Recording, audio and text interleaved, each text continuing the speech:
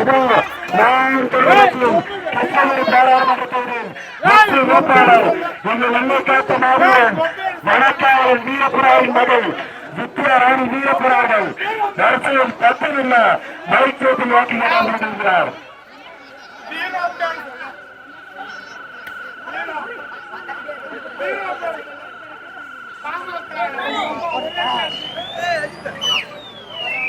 மக்களே மறந்துவிடாது, அரசியல் தத்துவில்ல நாம் சொல்வதற்கு முக்கியமான மைக்கு பேச்சு எங்கள் எண்ணெய் காத்த மாவீரன்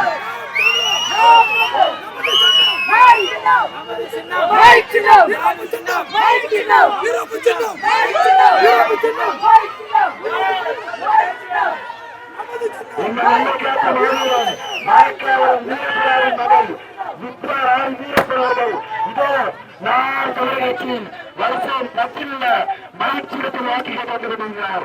உங்கள் பொன்னாட வாக்கிறார் எங்கள் ஐயா வீரப்புராவின் மகளான வீரத்தின் முதலான வித்யாராணி வீரப்புராவர்களுக்கு மகிழ்ச்சியத்தில் வாக்கு கொண்டு இருக்கிற மக்களோ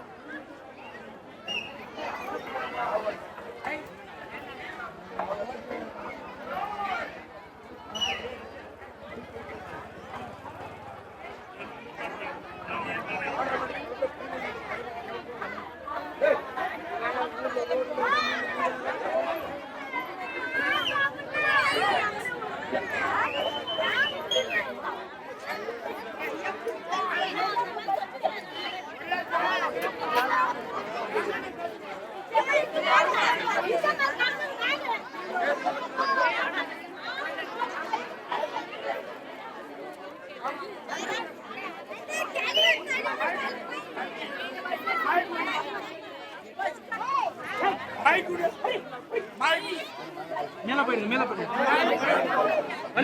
வழிபட்டி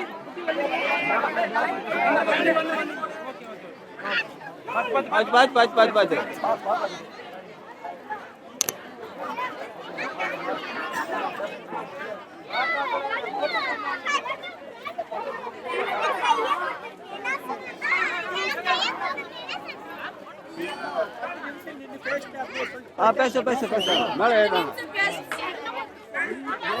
அது இல்ல இந்த ஆலத்துக்கு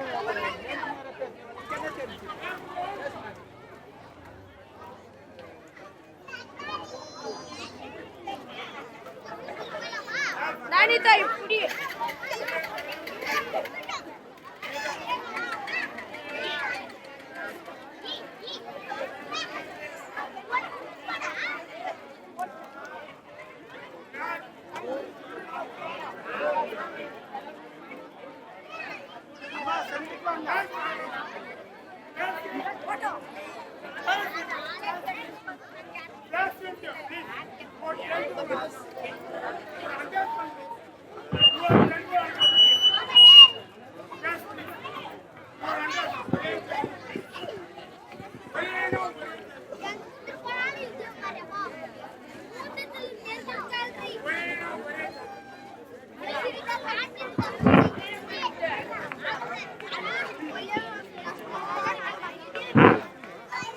எங்களுமே ஒற்றப்பாளையமாறு சொன்னாங்களே இதோ நேரத்தில் எங்கள் வழக்காவலன் வீரப்பனாரின் மகள் வித்யாராணி வீரப்பனார்கள் உரையாற்றுவார்.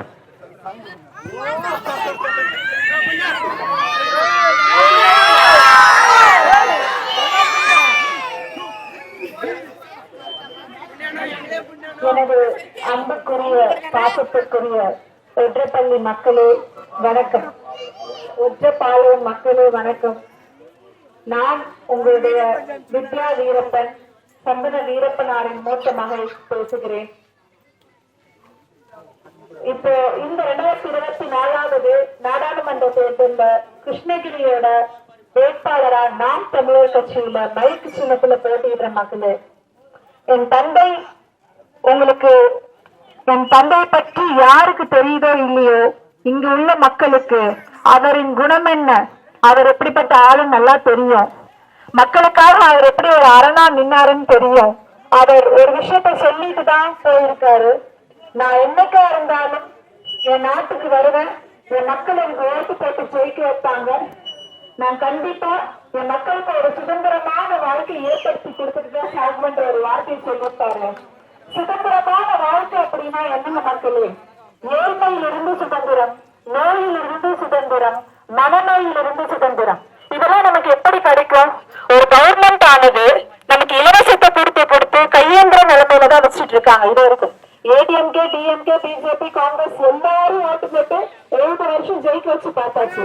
ஆனா 70-80களில் இந்த ஊர்கள் எப்படி இருந்தது? இப்ப 20 நாளா எல்லா ஊருக்கும் நான் போயிட்டு வரேன். ஒரு ஊருக்கு ரோடு சரியில்லை, நீர் வசதி கிடையாது, ஹாஸ்பிட்டல் கிடையாது, ஸ்கூலுக்கான தரமான பள்ளி கிடையாது, குழந்தைங்க படிக்காத மாதிரியான சூழ்நிலை அங்க கிடையாது. இப்படியான சூழ்நிலை தான் போயிட்டு இருக்கு.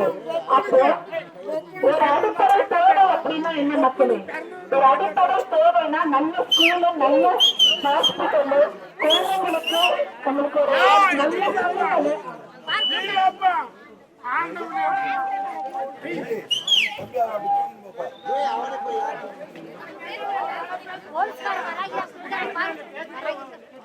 மக்களுக்கான அடிப்படை தேவை அப்படின்றது ஒரு அரசாங்கம் நாங்கள் செஞ்சு கொடுக்கணும். இன்னும் அரசியல்வாதிகள் அதவே செஞ்சிருக்கணும்.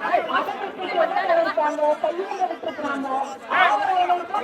நாளைக்கு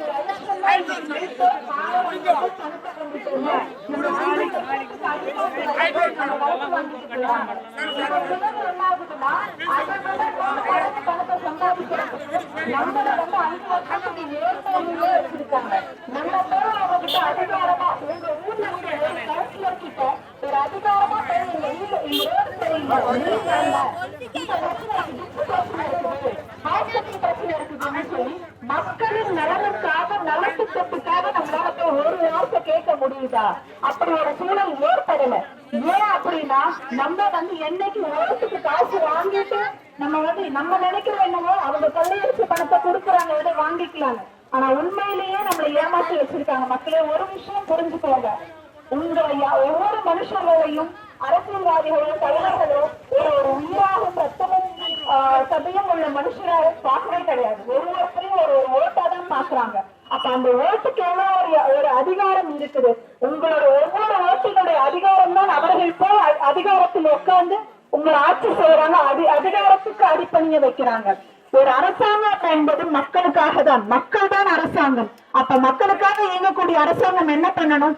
நம்ம ஊர்ல இருக்கிற சுற்றுச்சூழலை ஃபர்ஸ்ட் காப்பாற்றணும். இங்க இருக்கிற மழை ஒரு மழையை விட்டு வைக்கிறாங்க, எல்லாத்தையும் அறுத்து கிரானைட் ஃபேக்டரி ஒரு பக்கம், நிலத்தடி நீரே இல்லாத அளவுக்கான சூழ்நிலை. மரம் வளர்க்கறது கிடையாது. நம்ம முன்னோர்கள் என்ன நிலைமையில நம்ம வச்சுட்டு போனாங்க? ஏரி குளம் ஆறு எல்லா இடத்துலயும் தண்ணி வச்சுட்டு போனாங்க. இன்னைக்கு நம்ம என்ன நிலைமையில வந்து நிக்கிறோம்? பாட்டில்ல தண்ணி வந்துருச்சு, அந்த நிலைமையில வந்து நிக்கிறோம். நாளைக்கு நம்ம குழந்தைங்களோட வாழ்க்கை என்ன ஆகுறது? இந்த அடிப்படை தேவைகள் தான் நமக்கு முக்கியம். நமக்கு வேற எந்த இலவசமோ வேற எந்த 1500 ரூபாய் பணமும் தேவை கிடையாது. இப்படி போச்சு அப்படின்னா அடுத்தது நம்ம குழந்தைங்களோட வாழ்க்கை பெரிய கேள்விக்குரிய ஆகிவிடும். மக்களே, அது தயவு செய்து புரிஞ்சு கொள்ளுங்க. நான் என் தந்தையின் பேர்ல ஒரே ஒரு சத்தியத்தை தான் நான் பண்ணிக்கிறேன்.